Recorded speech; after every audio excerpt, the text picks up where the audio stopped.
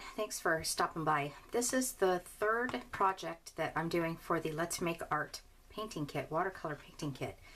If you haven't seen the two ones before this, I'll go ahead and put the link here. But I want to say ahead of time, I'm not a professional artist. I just like to watercolor. And when I saw this come across, I can think it was Facebook. I keep saying I think it was Facebook, but I really do think it was Facebook. I thought this is going to be exactly what I need to get myself back into and inspired to watercolor again, because it's been so many years. For this one, I really like it. I just finished watching her YouTube video on how she did it, and I think I can definitely do this one. The colors that we're using are the Tahoe Blue, the Black, the Leaf Green, and the Lemon Yellow.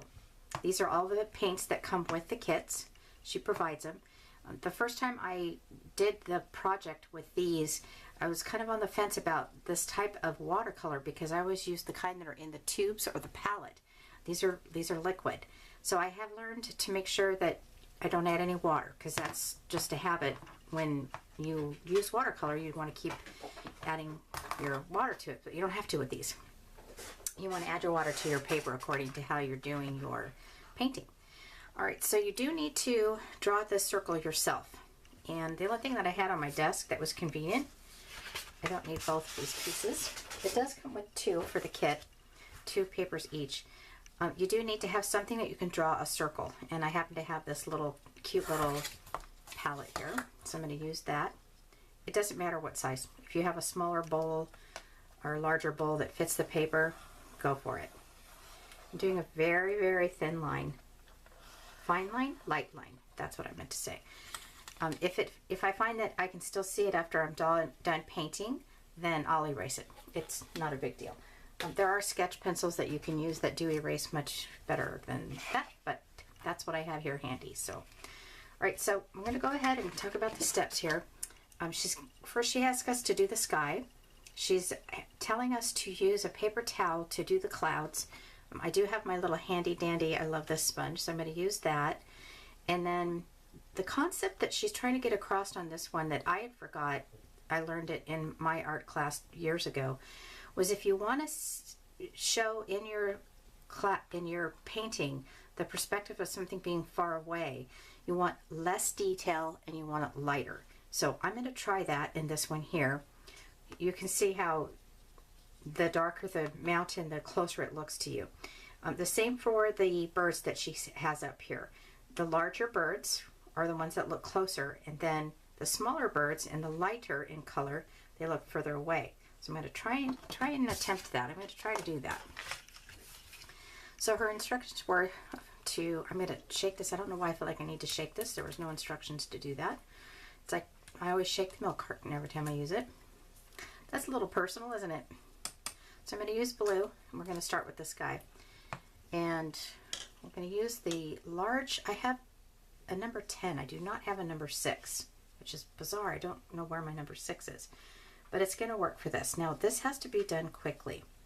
If you want this to spread the way you want it to spread, and to also do your clouds. So I'm going to drop my paintbrush in here. And I'm going to just try to get that line right on there. I can always move it if I need to. Not move the line, but move the paint if I would like to. Okay, now that's all the paint I'm going to add. I'm actually even going to dab my paintbrush a little bit. And then I'm just going to bring this down because you want it to be a little bit darker on the light, on the top. And as you go down, you want it a little bit lighter. So you're just going to pull from this. These are all the instructions that Sarah has given you. Me, not you. Unless you have this.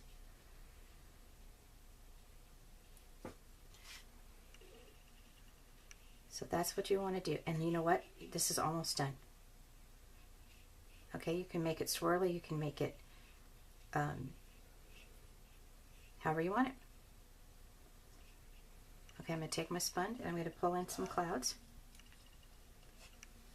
I'm going to put one there, and then I'm going to use the edge of this one and make a little small one. I'm going to bring one over here to the side, maybe even one up here.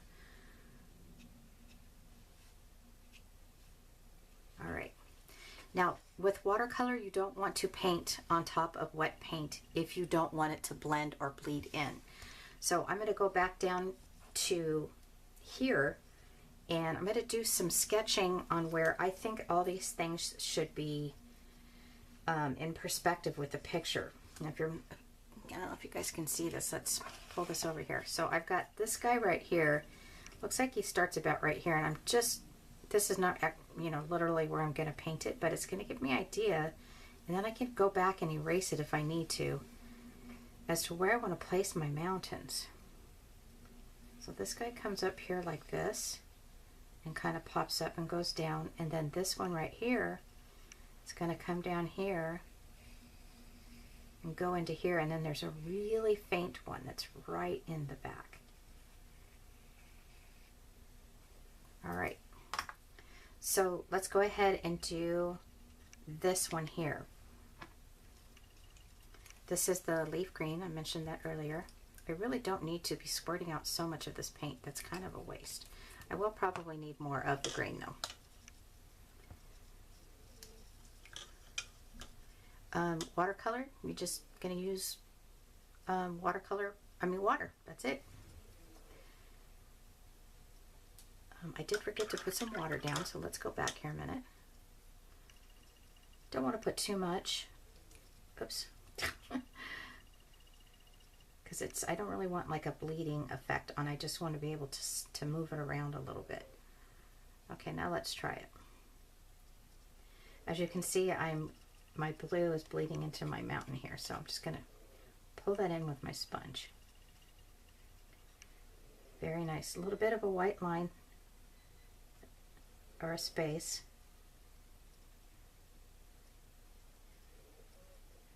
So that I can see where I'm going.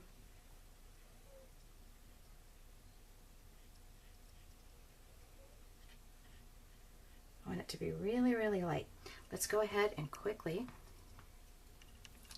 put in some yellow. You can mix those two together. And that'll make it even lighter. A little bit too much water on this one. I'm not going to be concerned, but I will know next time not to do that. I'm going to dry off my paintbrush because my paintbrush is too wet.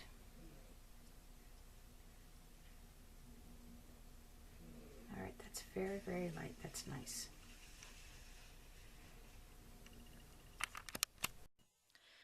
Okay, so I'm going to take this opportunity to speed up the camera a little bit. This did take a little bit longer, and I know you all are busy. You can't sit and watch YouTube videos all day. So I'm going ahead and I'm finishing off painting that mountain that's at the distance. In my first hindsight, I'm thinking I put too much yellow in it, but I'm going to keep it. And what I'm going to do is I'm going to put more of a definitive line on that mountain on the right, which is supposed to be closer to us. I'm going to add a little bit of water. Again, I am adding too much water. I don't need to do that. This is not necessary for this type of liquid watercolor. Putting a little bit more green in that one and adding a little bit of blue. By putting a line like this, it is showing that that mountain is a little bit closer. Now I kind of did my own thing here. I sketched out the mountains, but I didn't actually follow it once I started painting. So you'll see here I've kind of got my own version of this particular piece of artwork versus the Let's Make Art sample. I'm drawing in some more of the darker green, and as we get closer, the mountains get darker. Now I decided to do something different here. I'm going to make this bottom mountain brown with a little bit of green in it. I just thought it would be nice to give that mountain a little bit, or not the mountain, but the painting a little bit more character. And I like how it turned out. So there's a little bit of green and a little bit of brown there. I'm trying to dry it off a little bit because I didn't want it to bleed. Okay, so I gotta let this dry a little bit, and in the meantime I'm going to go ahead and paint my seagulls. I had to do a little sample there. So as she describes in the YouTube video, when you're doing the seagulls, do some that are darker and some that are lighter. So it looks like some of them are closer to you. Some of them should be larger and some of them should be smaller. Now, I accidentally dropped a little drop of that black right there on the mountain, and I'm trying to get rid of it right now. But I was not successful. So each time I do one of these projects, I learn from it. Most of it is just to be careful not to drop the paint on my painting. I love how this is evolving. Once the paint dries a little bit, you can go back in and just add your details to it.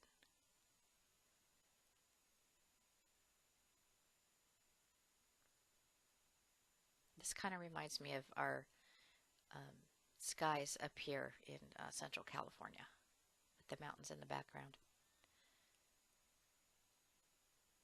And I'm going to head and do the brown a little bit so that I can even out that circle, because I kind of went out of the circle line.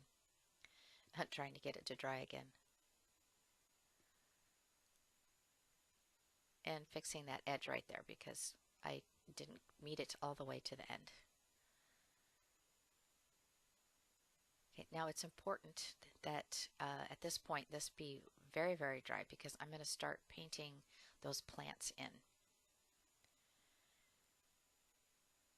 I believe I accidentally dropped some paint on that one as well. That's why I went back in and tried to fix it. There, I did it again. Okay, but I'm going to use that drop as a part of my palette because I can, and I'm going to just work that in and paint those leaves. I love painting leaves. I want to be better at it.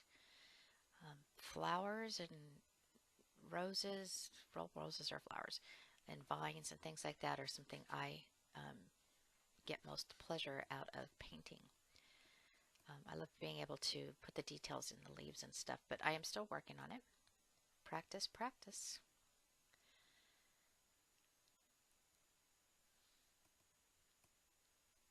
Now, this process took a little bit longer than what I want it to, but this is as fast as I'm going to speed up the camera at this point. Now, when I'm painting this, I'm putting some of the leaves with extra black paint in it and some of them a little lighter. So again, it's going to look like some of the leaves are in the background and some of them are right there in the front. I do have a little bit more leaves, I think, than what Sarah painted. I tried to stick with what the sample was, but next thing I knew, I was just putting in, branches and leaves all over the place. But I was having fun doing it. Just remember, as I say in the videos so far, this is your work of art. It's good that you have the sample, and that's what you're going to learn by. But it's your own version, and it's not nothing is going to be turning out bad about this. And that's what I like about watercolors. You can go back and fix things. You can go back and add things, after it dries. Acrylic is similar to that, and I may be trying to do some acrylic painting here in the future.